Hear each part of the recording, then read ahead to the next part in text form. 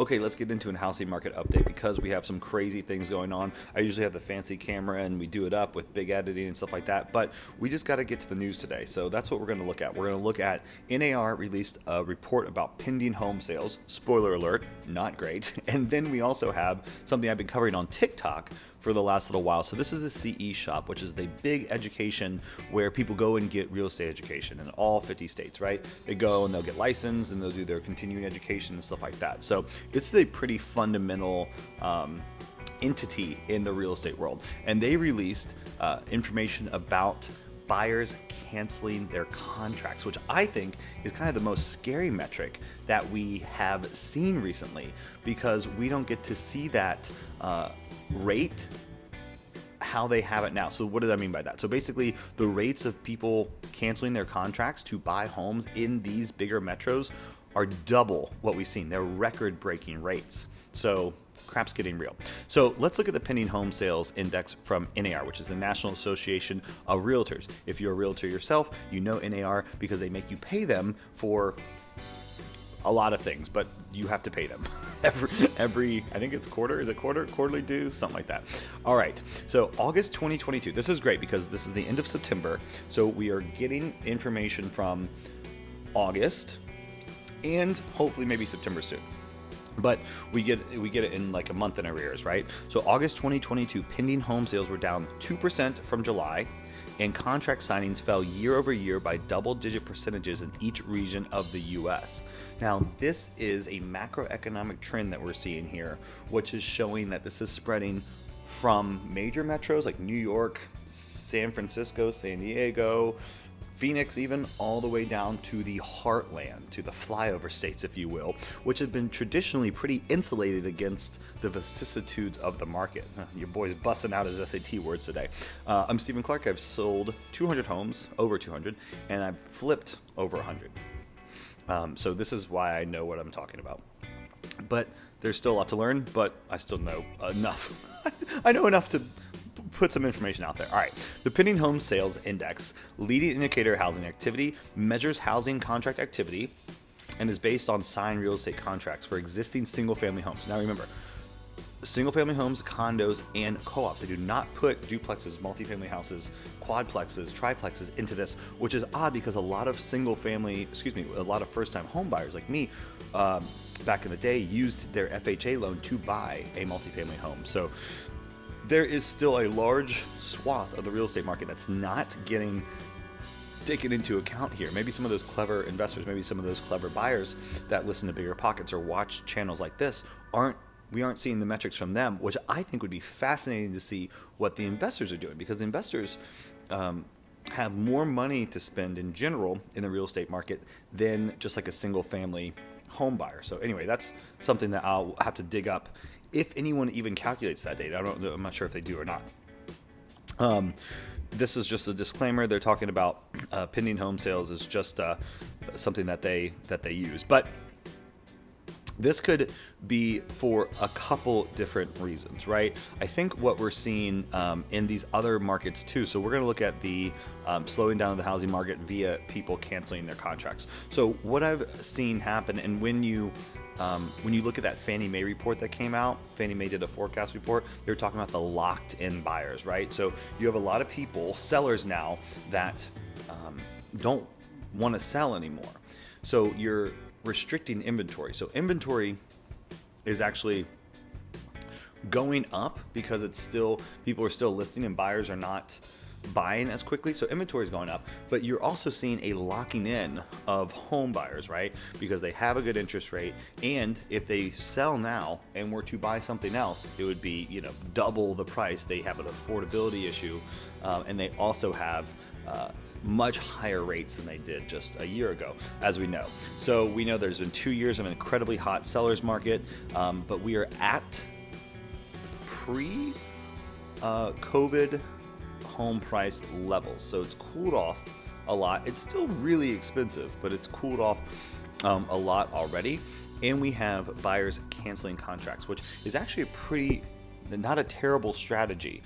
I did on TikTok, and there's like hundreds of thousands of views coming from TikTok, which I think is cool, around the real estate content that we make, but some of the questions there are, why is this happening? And you can just say something like interest rates, but interest rates I don't think explains the whole picture of why people are canceling their contracts, because you would think if it was interest rates based, they would keep their contracts to lock in their interest rate, because it's probably as low as it's going to be.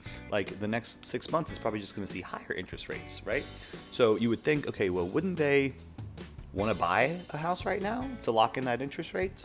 Well, yes, but also canceling of contracts to me means that they are unsure of what the economy is going to do, and that they think that prices are going to be worth, homes going to be worth less in 6 months than they are now. So it's a gamble. They're gambling on the idea that the economy is going to be worse than it is now, which I would put my money on that category as well.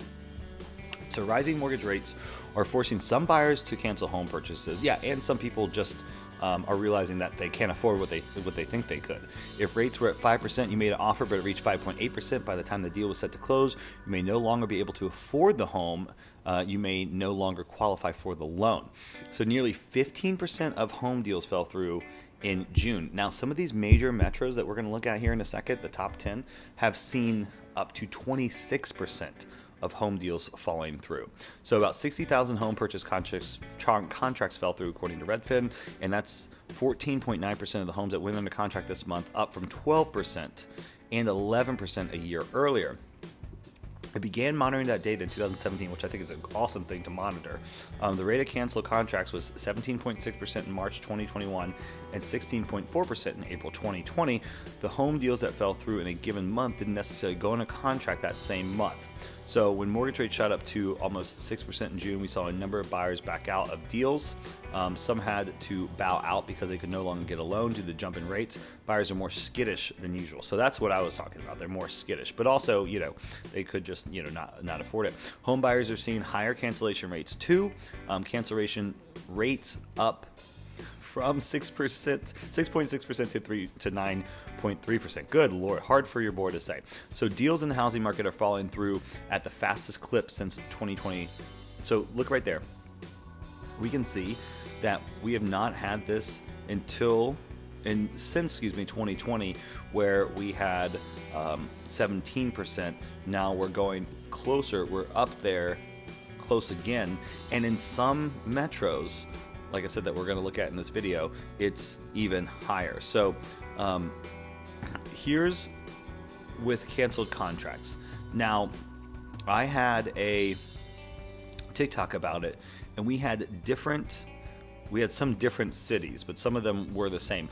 And the different cities that they said in a different article I was looking at was based off of, I believe, like the last month. So it obviously depends on how they break down the numbers.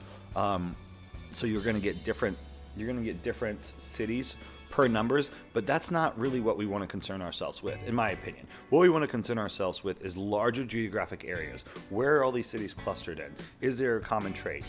Why is it happening in this specific geography? So that's what we kind of want to look at, right? So, Lakeland to Tampa, if they still have high cancellation rates, even if they're not in the top 10 based off of how you chop up the data, it's still something to be looked at. Why is it happening in Florida specifically? What has to do with the affordability there? What has to do with the buyers there? Is there an opportunity there too, right? So Las Vegas, Nevada is up, is one of the main ones. And I always make fun of Las Vegas because why would you want to live there? But a lot of people correct me for that. That being said, when you saw the last recession happen, you saw that Las Vegas got hit really, really hard in the housing market recession. That's another reason that I have always not been a huge fan of that market, because it gets hit so hard. It almost gets hit like a luxury market, even though it's not really a luxury market. There's luxury parts, of course, but the home buyers there, live there. So it's like a primary home market, but it gets hit like a luxury market, which is why I just never understood the draw, because it got hit so hard last time. Anyway, Lakeland, Florida, very high. Cape Coral, Port St. Lucia, Jacksonville. That was in the article I read for the TikTok that we did, Jacksonville was number 1 with 26%. But once again, it doesn't matter. We have to look at is we have Florida clusters of cities, New Orleans, Louisiana, which I have not seen until now, Palm Bay, Florida, Orlando, Florida, Phoenix, Arizona. So this is all in the Sun Belt. So the Sun Belt is hitting it. And what's bad about that is, once again, these are traditional markets that have always been pretty good. Why have they been good? Because they had cheap cost of living, and they had favorable property taxes and favorable taxes, and they had inventory that you could actually buy at like affordable rates. Now this might be an opportunity to investors to look at these cities, right? If you're getting a pullback in these markets, and these are good markets that people have buy and hold real estate in, because you don't have buy and hold in San Diego, you don't have buy and hold in San Francisco unless you're super rich and don't care about cap rates. But if you're a mom and pop investor like me and you want to actually make some money on your investments, you want a high cap rate, then it might be advantageous for you to look at something like a Florida, since some of these contracts are following through at a really alarmingly high rate. Maybe even to be able to pick up something in Las Vegas if you want to. Once again, I don't know why, but people love it. And then New Orleans, phenomenal vacation spot, so might be an opportunity to pick up something there. So let me know if you like this information. I enjoy doing these. I love doing these, actually.